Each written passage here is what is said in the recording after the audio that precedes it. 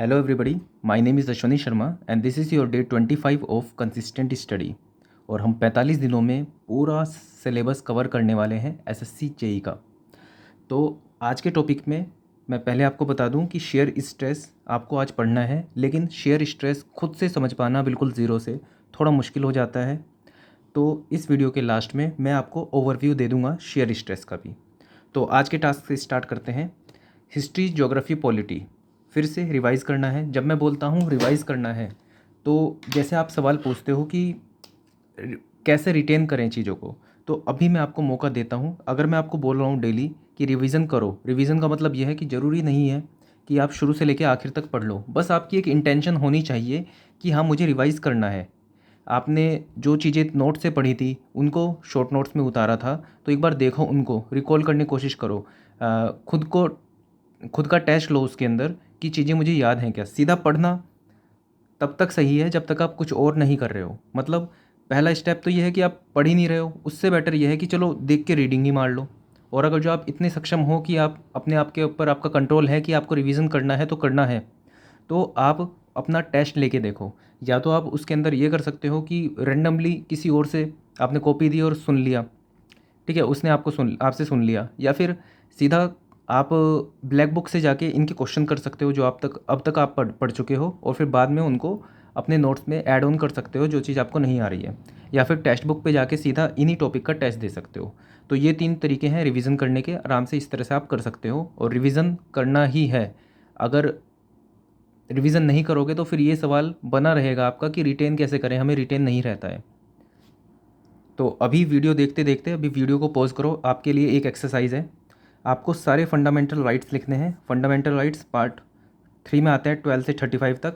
आपको first part पहला, दूसरा, तीसरा, चौथा, पाँचवा, छठा, ये 6 फंडामेंटल राइट्स हैं, पता है आपको। 14 से लेके 36 तक होंगे, सॉरी 35 तक होंगे। पहला 14 से 18 होगा, फिर 19 से लेके 19, 20, 21, 22 तक होगा। फिर 23, 24 होता है। फिर 25, 26, 27, 28 होते हैं, ठीक है। फिर आपके यहाँ 29 और 30 होता है, और ये 32 होता है। कॉन्स्टिट्यूशनल रेमेडीज़ होता है, ठीक है। ये कल्चरल वाला होता है, ये रिलीजन होता है, ये एक्सप्लॉयटेशन होता है, ठीक है। और ये आपका फ्रीडम से रिलेटेड होता है, ये इक्वालिटी से रिलेटेड होता है। ये मैंने ओवरव्यू दे दिया, बाकी इन सब के नाम आपको पता होनी चाहिए ऊपर ऊपर से।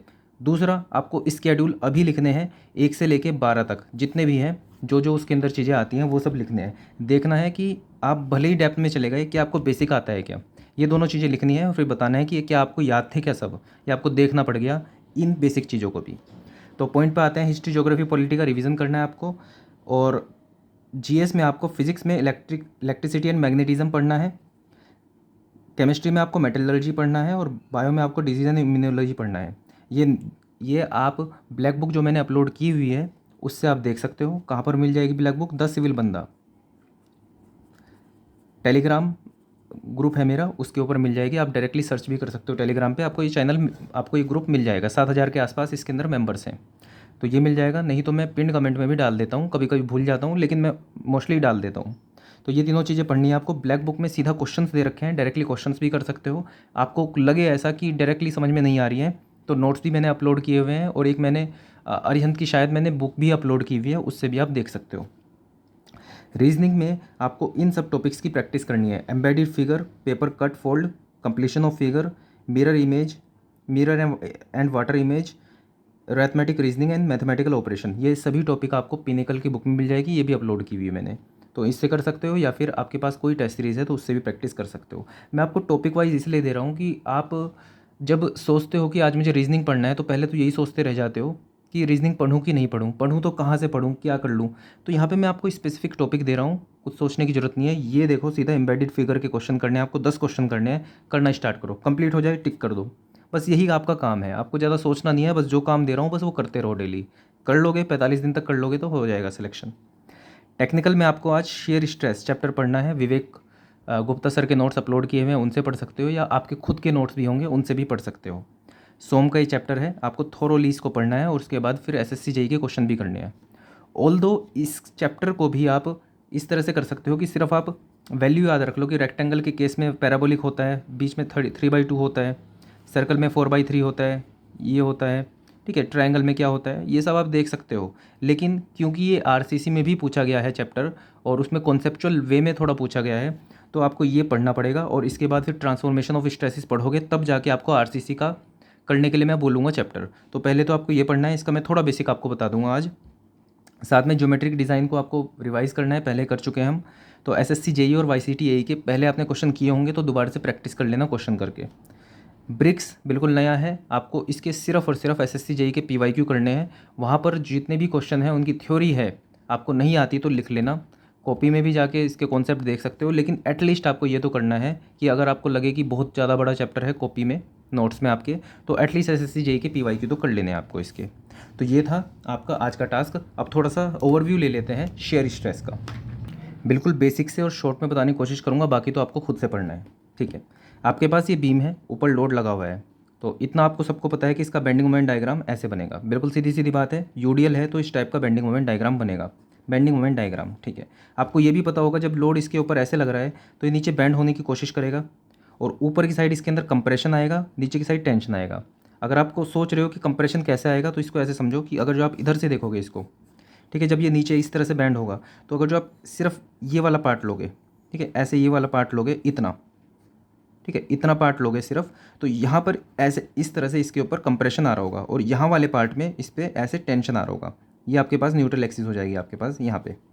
ठीक है, तो मतलब इसके न्यूट्रल एक्सिस के ऊपर ऊपर आपके पास कंप्रेशन आ रहा होगा, मतलब यहाँ पे इस तरह से दब रही होगी है। जैसे अगर जो हम इसको, इस पार्ट को निकाल के ऐसे देखें इस तरह से, तो ऊपर वाली साइड यहाँ पे इसको ऐसे फोर्स जो होगी इस तरह से दबा रही होगी, और नीचे वाली साइड न्यूट्रल एक्सिस के नीचे यहाँ से इसको ऐसे खींच रही होगी।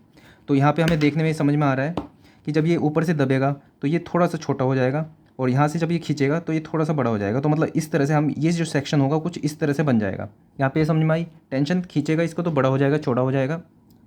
सॉरी, इसके अंदर थोड़ी गलती हो गई, ये थोड़ा सा एग्जिजरेट करके मैंने आपको बता दिया कि जैसे अगर सिर्फ इतना इतना हमने सेक्शन लिया, इतना सा, तो कंप्रेशन की वजह से थोड़ा सा यहाँ पे दब जाएगा और ये थोड़ा सा यहाँ पे बढ़ जाएगा।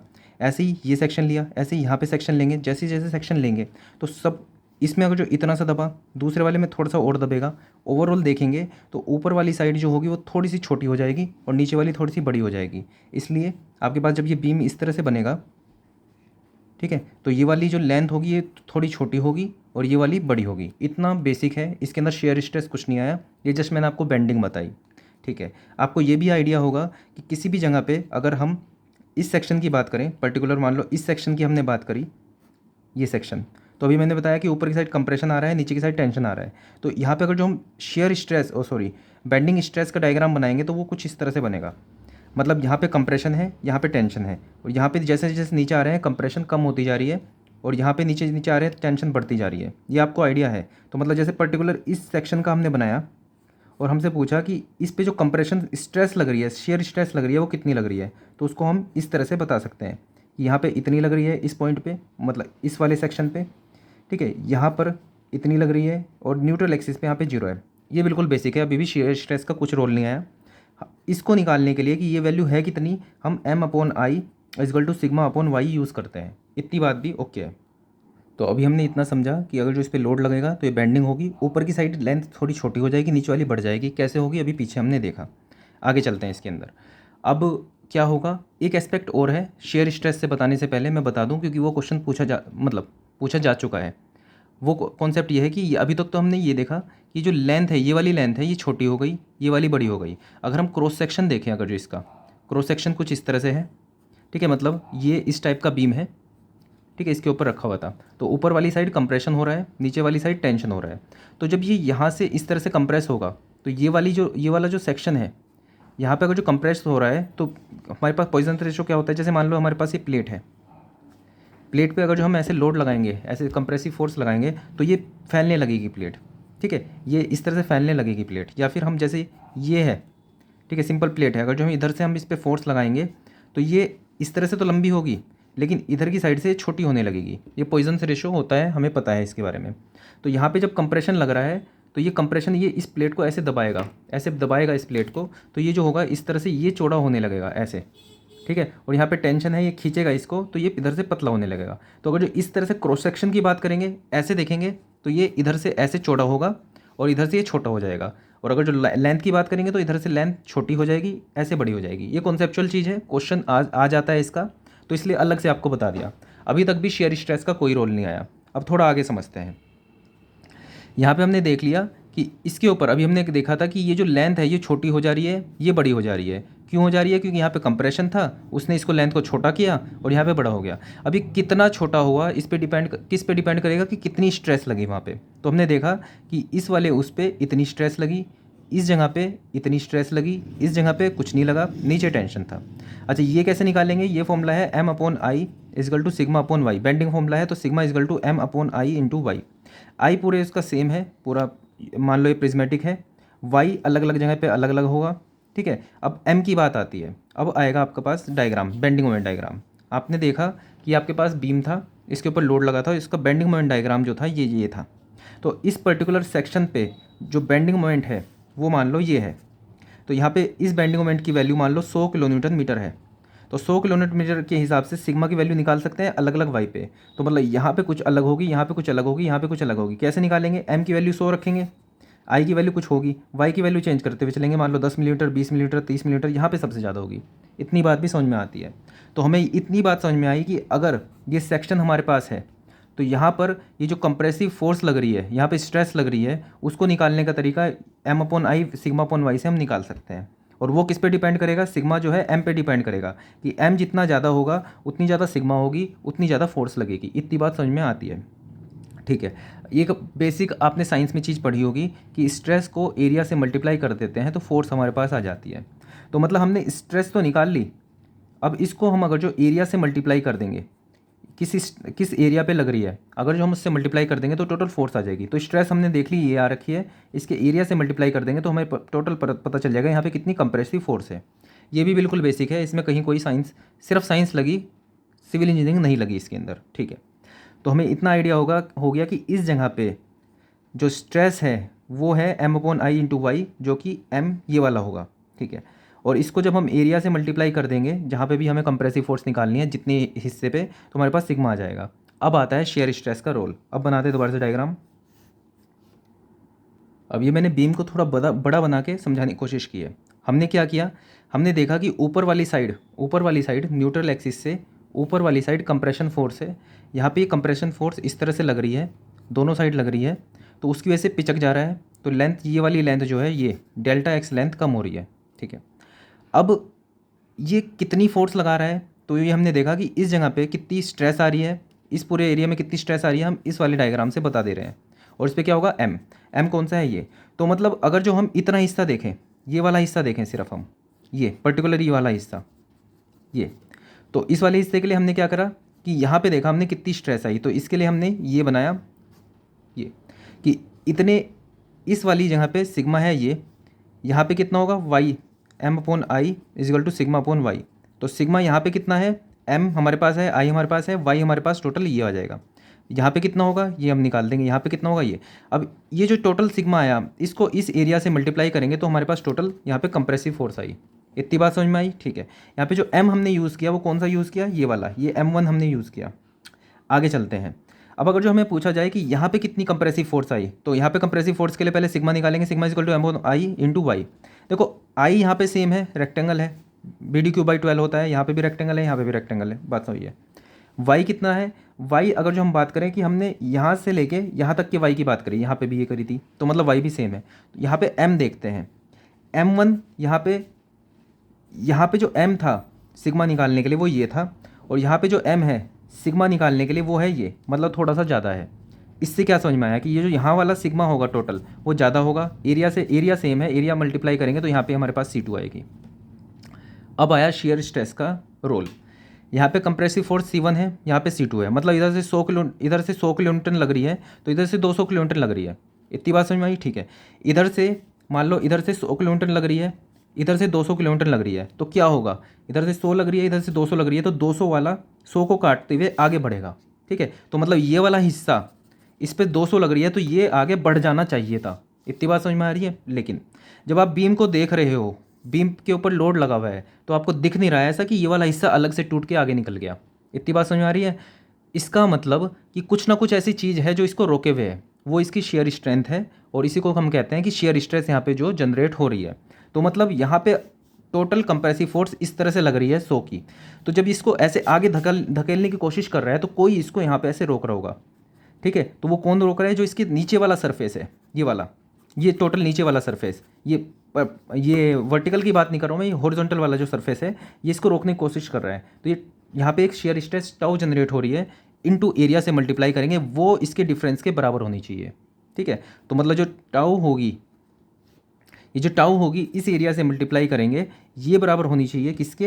ये जो कंप्रेसिव फोर्स का डिफरेंस है C1 माइनस C2। तो अभी मैं फॉर्मूला ड्राइव नहीं कर रहा हूँ, मैं आपको बस एक आइडिया दे रहा था कि ये शेयर स्ट्रेस आ कैसे रही है, वरना आप इसको डायग्राम से ना समझ पाते। अब थोड़ी चीज़ें क्लियर हो रही है। तो मतलब इस सरफेस पे अगर हमने ये वाला ये लिया, ये ब्लॉक लिया हमने, तो इस सरफेस पे शेयर स्ट्रेस कुछ ऐसे आ रही है, ठीक है। अच्छा, हमने अगर जो ये एलिमेंट ले लिया होता, तो अगर जो ऊपर की साइड ऐसे आ रही है तो इसको ऐसे लेना पड़ता। तो मतलब अगर जो ये वाला एलिमेंट लेंगे हम यहाँ पे, तो ऊपर ऐसे आ रही थी तो इस पर ऐसे आएगी, ठीक है। हमने इसको ऐसे अलग से निकाल के देख लिया और यहाँ पे आ रही है ऐसे, ठीक है। ये कोई एलिमेंट जैसे आपके नोट्स में दिया हुआ है 3, ठीक है। अब इसको एक चीज़ इस तरह से समझा करो चीज़ों को, कि अगर रियल लाइफ में ये टूट के बिखर नहीं रहा है, ये बिल्कुल ऐसा का ऐसा है, तो मतलब इक्विलिब्रियम है। तो मतलब अभी हमने देखा क्या कि जब इधर की साइड फोर्स लग रही थी लेकिन ये कहीं जा नहीं रहा, तो मतलब इसके ऊपर कुछ ऐसे अपोजिट फोर्स लग रही होगी, तो हमने यहाँ पे लगा के उसको बराबर कर दिया।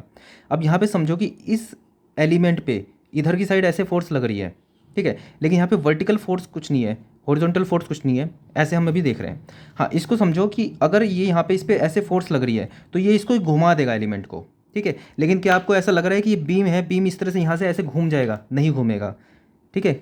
क्यों नहीं घूमेगा? आप इसको प्रैक्टिकली देख रहे हो, ऐसा नहीं होता है नॉर्मली का कैसे भी केस में नहीं होता। तो क्या होगा कि यहाँ पे ये ऐसे फोर्स लग रही है लेकिन घूम नहीं रहा है, इसका मतलब यहाँ पे एक वर्टिकल शेयर स्ट्रेस बिल्कुल इक्वल एंड अपोजिट लग रही होगी, जो इसको ऐसे घुमा रहा होगा ताकि ये अपनी जगह पे है। इसलिए आप जब बीम को देख रहे हो तो ऐसे मुड़ा हुआ नहीं दिख रहा है, ऐसे घूम नहीं रहा है, वो ऐसे का ऐसा है, ठीक है। ये हो गया। अब क्या है, ये एलिमेंट के ऊपर इस तरह की फोर्स लग रही है, ठीक है। तो क्या ये एलिमेंट आगे जा रहा है? नहीं। तो मतलब इस पर ऐसी कोई फोर्स लग रही होगी, ठीक है।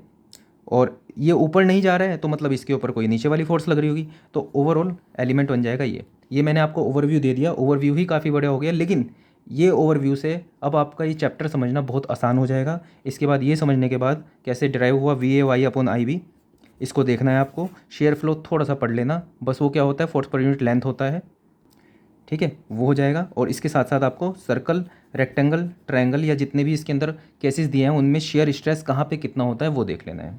So that's all for this video. Thank you.